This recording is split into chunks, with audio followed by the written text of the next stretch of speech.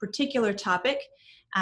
Today we're going to visit about blended families and how planning for blended families is different from much of the standard planning that we see in estate planning.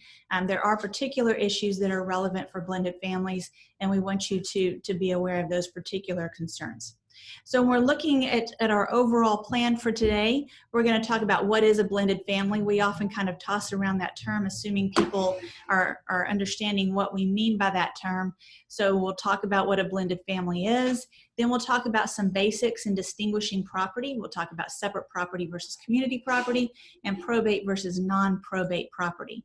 Then we'll talk about we'll talk about Texas law and what happens in the event someone has not done advanced planning. What we call intestate succession kicks in and controls where property goes. We'll talk about what that looks like. Then we'll visit about some popular and essential estate planning tools that we can use, and then techniques and plans that you can incorporate into your own planning. All right, so as we get started, let's talk first about a blended family. What is a blended family?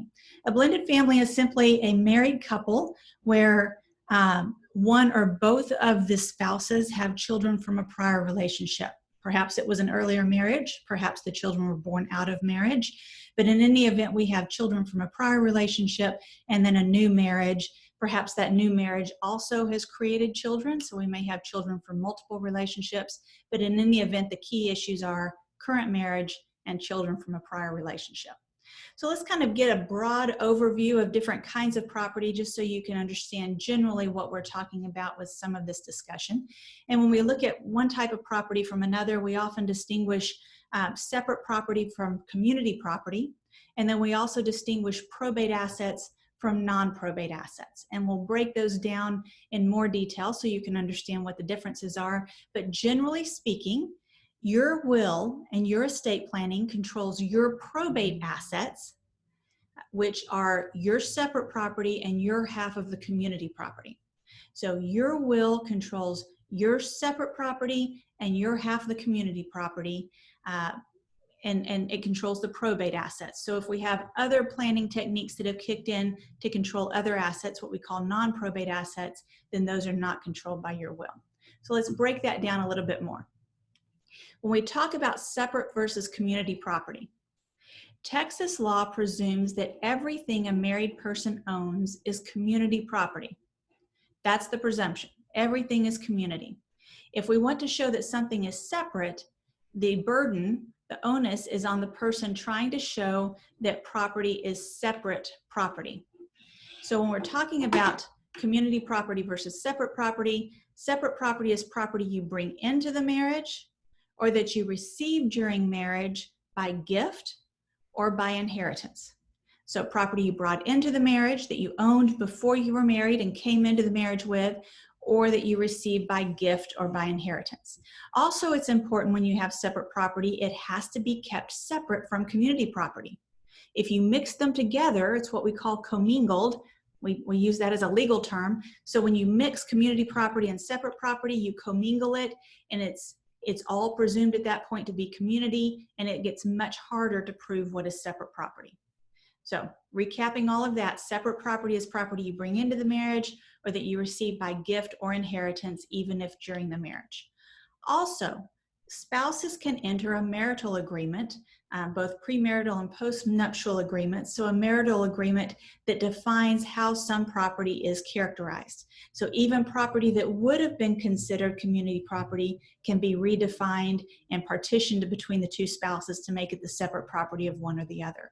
Most people don't have marital agreements. We hear a lot about them in Hollywood, but they are very, very practical, and especially for second marriages, blended families, they can be very important. So property you bring into the marriage, gifts, inheritance, and property that's the subject of a marital agreement, making it separate property. Those are your separate property items. Okay, so when we move on to probate versus non-probate, remember we're kind of recapping different characterizations of property. So non-probate versus probate assets. Non-probate assets are those that have some kind of built-in beneficiary designation. Perhaps those assets are in a trust, and the trust defines where those assets will go upon your passing. Maybe we have a beneficiary named on a life insurance policy. Maybe we have an account that's held as joint tenants with the right of survivorship between two owners. That's a non-probate asset because it's controlled by that contract that pertains to that particular item. Other assets are probate assets. So think of probate assets as assets that simply aren't non-probate, and that's a bit circular, but since non-probate assets are those that have a beneficiary designation tied specifically to it, probate assets are those that do not, and probate assets are controlled by your will if you have a will. So if you say, I give everything to my spouse, I give everything to this child, then it may not really control everything if you have specific beneficiary designations on other assets that name someone else. So probate assets are those that are controlled by your will. Generally, for most folks, that's your real estate, personal belongings, any accounts that don't have beneficiaries named are typically your non-probate assets. Cars are another good example. James just pointed out cars are often probate and are controlled by the will for many families. So examples, again, I've gone through a few of these, but examples of non-probate assets would be life insurance policies, investments such as IRAs or 401ks usually have a beneficiary. Between a married couple, their regular checking account may be a joint tenancy with right of survivorship account, meaning if one spouse passes, the other one continues to have full access to that account. So any of those assets where we usually have beneficiary designations are our non-probate assets. So intestate succession, let's kind of come around to this concept. Intestate succession pertains to how property is divided upon someone's passing in the event we don't have a beneficiary named or a will. So we often get a question, who gets my property when I pass away? Where does it go? And that depends on your family circumstance. Are you married? Do you have a spouse? Do you have children? Are the children of that marriage? Do you have a will? Do you have beneficiary designations? And if the answer to the will and the beneficiary designation question is no, I have not done that kind of planning, then we're often stuck looking at the state rules, Texas rules. Every state has their own rules, but of course we're here concerned about Texas rules on intestate succession. So what is intestate succession? It's simply the rule that defines who receives particular property when a person passes away. And intestate succession is irrelevant if we've done our homework and we have our will and all those beneficiary designations in order.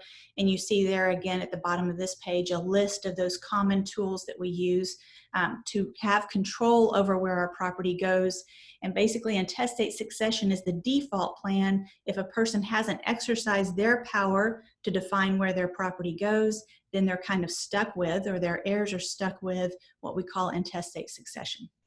So let's kind of break this down a bit in terms of kind of the property that passes when a person passes away. And again, here we are looking at blended families. So we're looking at what happens when you have a married person who passes away. They have assets not controlled by a will or beneficiary designation, so they've passed away, married, and have children from a prior marriage. And you'll see here a breakdown on the left of real estate and on the right of other property. So real estate, and this particular chart is pertaining to the person's separate property. In just a moment, we'll look at community property. But separate property, so again, this is the property that this individual brought into the marriage or received during marriage by gift or inheritance or by virtue of a marital agreement. So separate property real estate goes to the spouse only to the extent of a life estate in 1/3. So the surviving spouse has only a 1/3 life estate in the deceased spouse's property, and then the children inherit everything else. So they get 100% of it, subject only to a 1/3 life estate by that surviving spouse. So in effect, the kids are getting the full benefit of that real estate. Now keep in mind in Texas, if this particular real estate happens to be the homestead of this married couple, then that spouse has the right to remain in that homestead as such, as the homestead, for as long as he or she wants to remain in that homestead. They have certain obligations in order to maintain that property, but they can't be kicked out of their homestead if that was their primary home when the first spouse passed away. So again, assuming the property is the separate property of the first spouse to pass away, then basically all that real estate goes to the kids, subject to a life estate for that spouse in 1/3. Other property, so accounts, cars, appliances, other property that's not real estate is controlled differently. Basically, 1/3 goes outright to the surviving spouse, and the other 2/3 goes outright to the children. And the children would just share equally in the 2/3 that's going to the children. So real estate, the surviving spouse just has a life estate in 1/3. Other property, the spouse gets 1/3 outright. But everything else is going to the kids. And that may be what some people have in mind, but it may really be out of kilter with what they expected to happen to their property, especially if they've had a long, loving relationship. Perhaps there's a very close relationship even between the spouse and the first spouse's kids, but property may be going somewhere they did not anticipate. Now, shifting to community property. Again, what we just talked about was the separate property of that first spouse to die. This is what happens with community property. When we're looking at real estate that's community property, and again, the first spouse passes without a will, without beneficiary designations of any sort on that property, the surviving spouse just keeps his or her half interest in the property, and the deceased spouse's property goes out to the kids. So surviving spouse keeps his or her half interest, deceased spouse's share goes to the kids. Other property that's not real estate, again, spouse keeps their half, and the deceased spouse's share goes to their kids. So it's treated the same between real estate and other non-real estate property when we're looking at community property. So there's a difference when it's separate property. It's treated the same when it's community property. And again, here if you had a spouse pass away, assuming that everything will go to the surviving spouse, if they have a child outside that marriage, that their interest in the property goes to their children from that prior marriage. Definitely not what some people expect to happen to their property. So smart planning, what can we do to avoid intestate succession?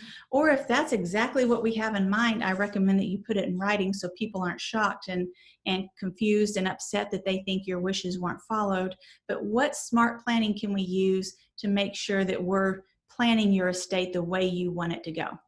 So here are some common tools we use both for the disposition of property and to make sure that decisions can be made during your lifetime according to your wishes. We recommend a will, of course, a financial power of attorney, a medical power of attorney, and a HIPAA authorization are kind of key documents that we recommend for everyone, especially in a blended family. So within your will, again, you can name who receives your property when you pass away, including your separate property and your community property. Also take advantage of those beneficiary designations that you can utilize. It's fine to have differences between beneficiary designations on certain assets and your will, just don't make them accidental. Also within your will, you can designate who your executor will be. Your executor is the person within your will who's in charge of gathering up those probate assets, paying off any debts, and making sure your property gets to whoever's entitled to it. So the executor is that person.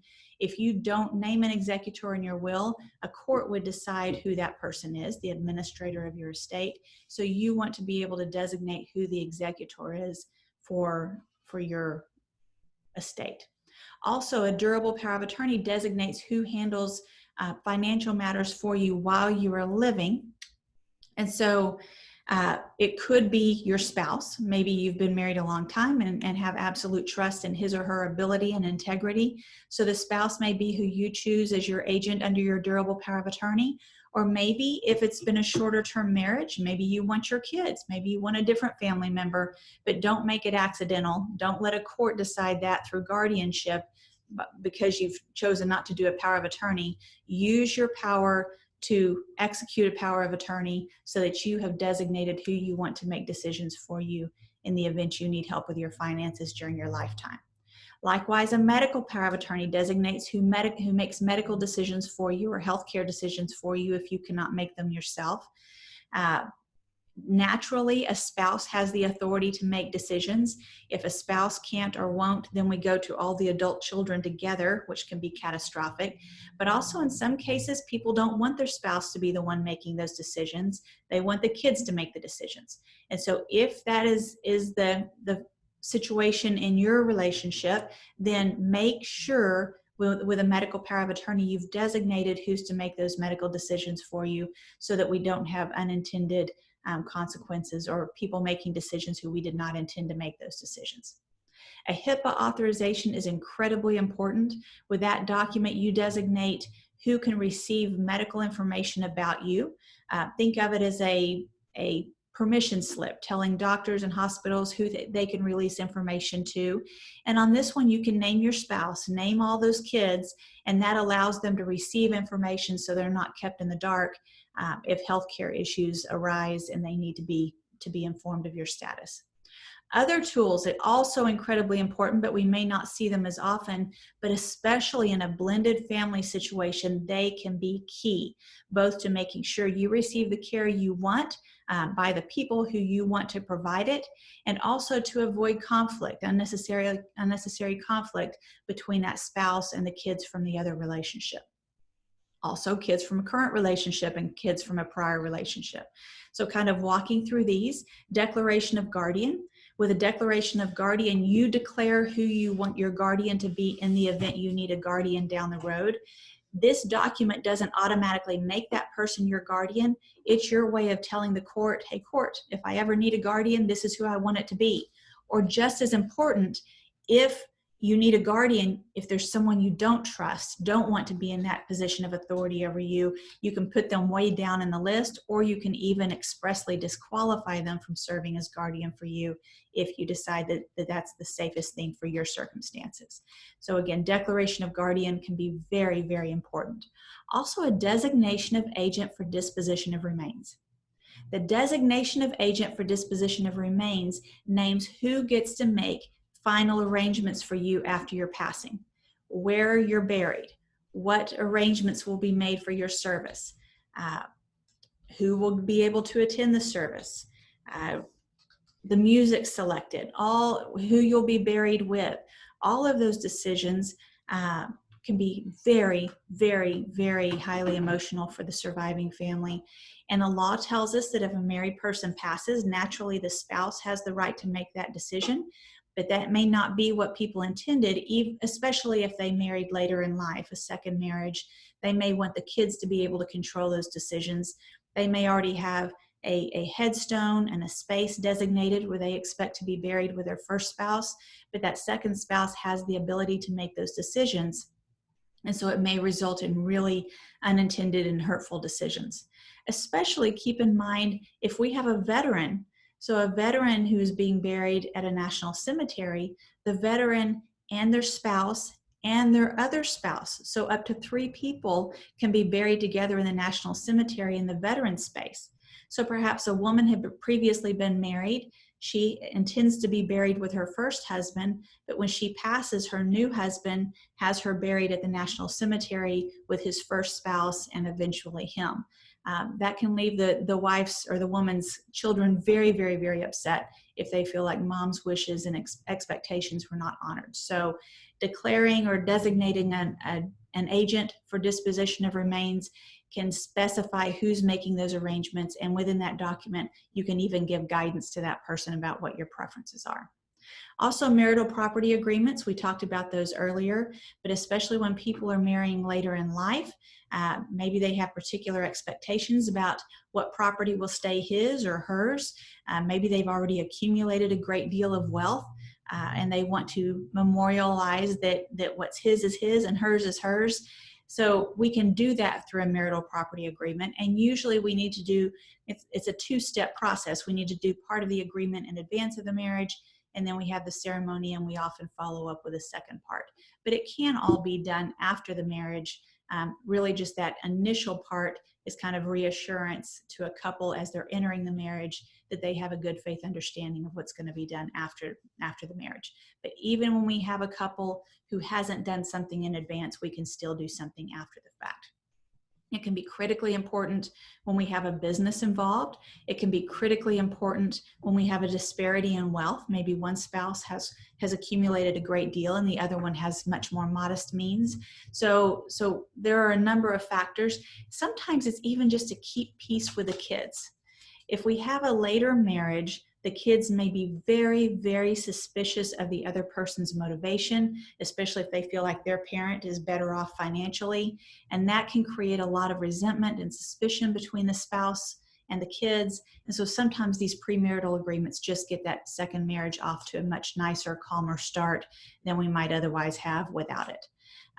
Keep in mind, though, it is very important to understand that these premarital agreements may or may not be effective as to creditors. So creditors may still be an issue in some cases, and especially if we're looking at long-term care needs, especially Medicaid qualification, Medicaid doesn't care a bit about these prenup agreements. When Medicaid is looking at whether someone's qualified for nursing home care, they're going to look at the assets of both spouses without regard to what separate property or community property, whatever they had agreed in that prenuptial or postnuptial agreement.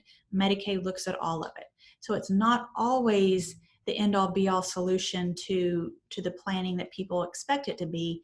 The best way to be assured that it's going to accomplish what you want is to simply talk to an attorney about whether it's the right tool for you. All right, continuing on.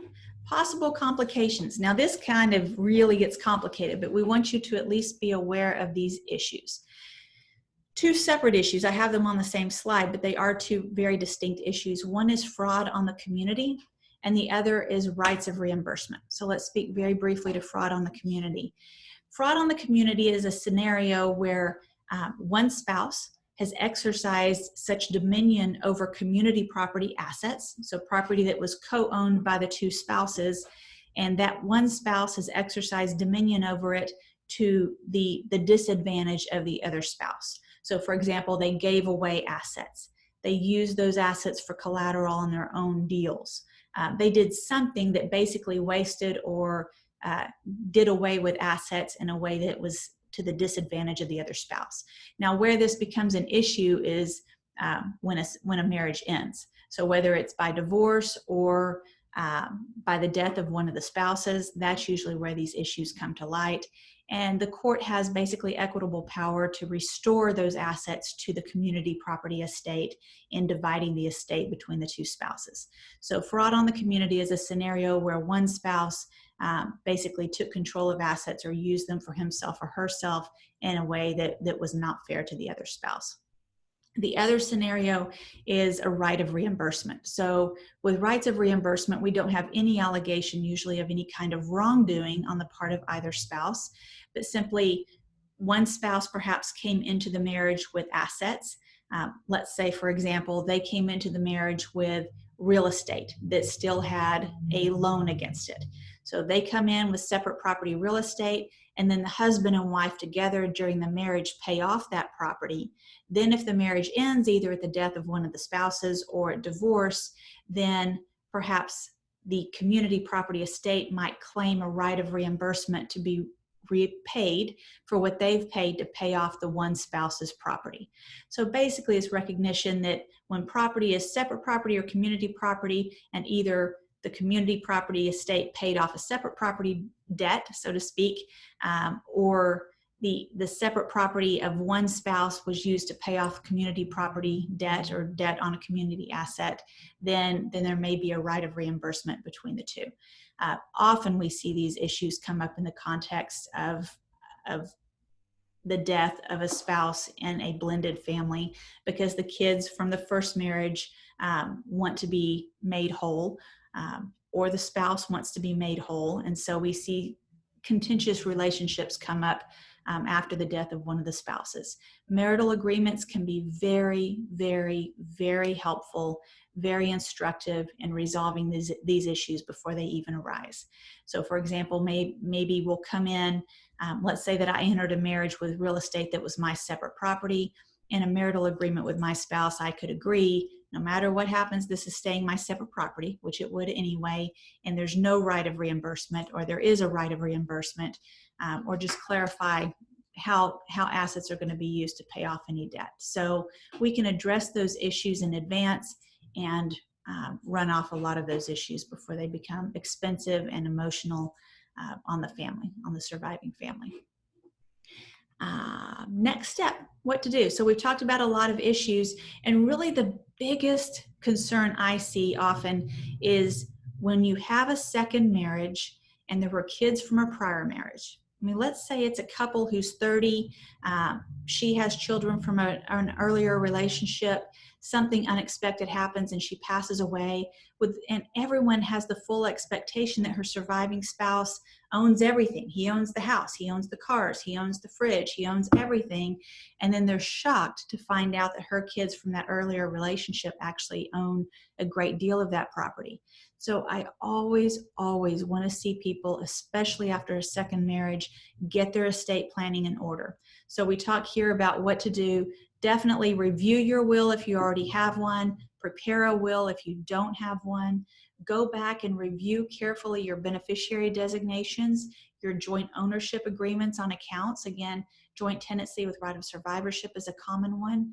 You might also see accounts that are held as tenants in common. So if I have an asset that's tenants in common, if one of the spouses passes, his share goes to his estate and the other person still owns the other half interest in the account. So the way in which accounts are established can have a very big difference in how those assets pass at the death of one of the owners of the property. So again, wills are important, beneficiary designations are important. Stay alert to not commingling. So maybe you have a lot of clarity about what separate property coming into the marriage, and then just over time things get blended in accounts. Please do not do that. Keep those separate property assets separate so that there's not any question if something happens to that marriage about who owns the particular assets. And again, don't lose focus of the opportunity to use marital property agreements to distinguish and clarify who owns particular assets and what will happen with those assets in the course of the marriage. Okay, let's skip ahead. The slides. Slides are available to all of you if you'd like a copy. We may be able to post them in the chat feature of today's session, but if we're not able to do that, please feel free to contact Christina here with our office at